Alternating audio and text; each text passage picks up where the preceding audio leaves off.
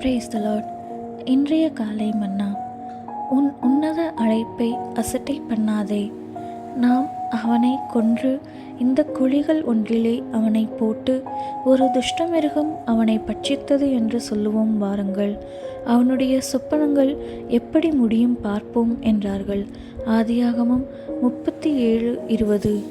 யோசேப்புக்கு அவனுடைய மேன்மையான உன்னத அழைப்பை பிரதிபலிக்கும் வகையில் சொப்பனங்கள் உண்டாயின என்பதை நாம் எல்லாரும் அறிவோம்.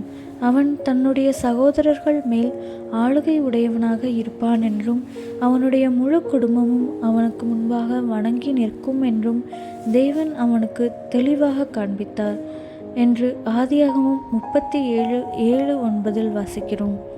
யோசேப்பு கடந்து சென்ற சோதனைகள் பெரும்பாலும் அவனுடைய உன்னத அழைப்புக்கு எதிரான தாக்குதல்களாகவே இருந்தன. அவனுடைய சகோதரர் அவனை அவன் சொப்பனங்களின் நிமித்தம் இன்னும் அதிகமாய் பகைத்தார்கள் என்று நாம் வாசிக்கிறோம். நம்முடைய உன்னத அழைப்பின் நிமித்தம் பிசாசானவன் நம்மை பகைக்கிறான் என்பதையும், நம்முடைய பூமிக்குரிய அல்லது சரீர பிரகாரமான ஜீவியத்தை அல்ல, நம்முடைய பரம தரிசனத்தை அல்லது உன்னத அழைப்பு தாக்கும்படியாகவே அவன் முனைந்து நிற்கிறான் என்பதையும் நாம் உணர்கிறோமா? யோசேப்பு கண்ட சொப்பனங்கள் அவனுடைய வாழ்க்கையில் நிறைவேறாத வண்ணம் ஒரு பரிதபிக்கப்பட்ட மரணத்தை சந்திக்கும்படியாக அவன் குழியினுள் தூக்கி எறியப்பட்டான்.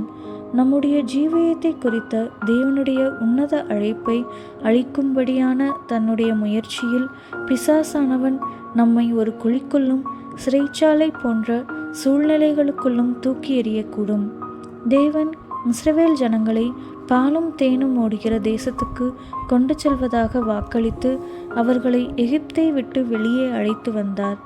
ஆனால் அவர்கள் வனாந்தரத்தில் ஒரு சோதனையை சந்தித்தபோது தங்களுடைய அழைப்பை சந்தேகித்தனர் என்று யாத்திராகமம் 14:11 வாசிக்கிறோம்.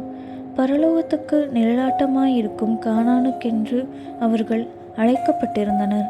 ஆயினும் அவர்கள் தங்கள் அழைப்பை குறித்த தரிசனத்தை இழந்து போனபடியால் வனாந்தரத்தில் மரித்தனர். இந்த காலத்திலும் கூட ஒரு வனாந்தரத்தைப் போலிருக்கும் இவ்வுலகத்தில் தங்கள் பரம தரிசனத்தை இழந்து பரிதாபகரமாக அழிந்து போகும் சிலர் இருக்கின்றனர். நம்முடைய சோதனை நேரங்களில் நாம் நம்முடைய உன்னத அழைப்பை மறவாதிருப்போமாக. ஒவ்வொரு சோதனையிலும் நம்முடைய அழைப்புக்கு என்ன சம்பவிக்கப் போகிறது என்பதை காண பிசாசானவன் விழிப்புடன் கவனித்து பார்த்து கொண்டே இருக்கிறான் என்பதை நாம் மறவாதிருப்போமாக. ஆமேன்.